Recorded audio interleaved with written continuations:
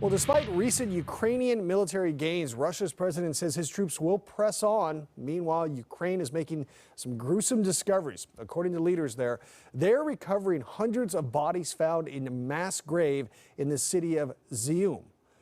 Now, all of this taking place as the U.S. is hatching plans to send $600 million in aid, part of the latest effort to push back against Russia. Fox correspondent Jeff Paul is in Ukraine with the latest. Left in a forest, buried in shallow graves, discarded without dignity.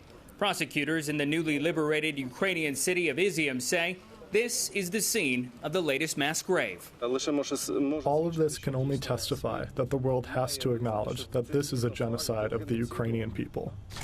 Investigators so far have discovered more than 400 bodies. Most are civilians. All carry their own story of Russia's brutal occupation. Next to me, mind you, is a whole family, a young one with the grandparents.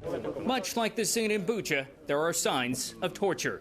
Some are reportedly found with their arms tied behind their back, others with rope around their neck. In many instances, these will amount to war crimes, which I think is the appropriate frame through which to look at this. That work is going on. There needs to be accountability. For those who survived the occupation, recovery feels impossible.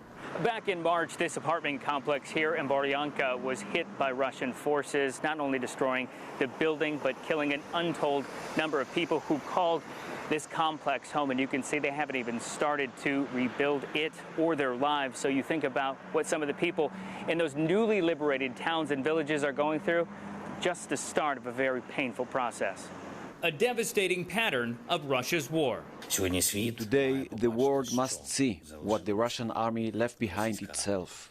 Another mass burial of murdered people.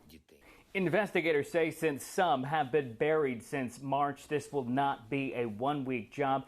They even have to use metal detectors while out at these burial sites to look for any possible hidden explosives. In Kyiv, Jeff Paul, Fox News.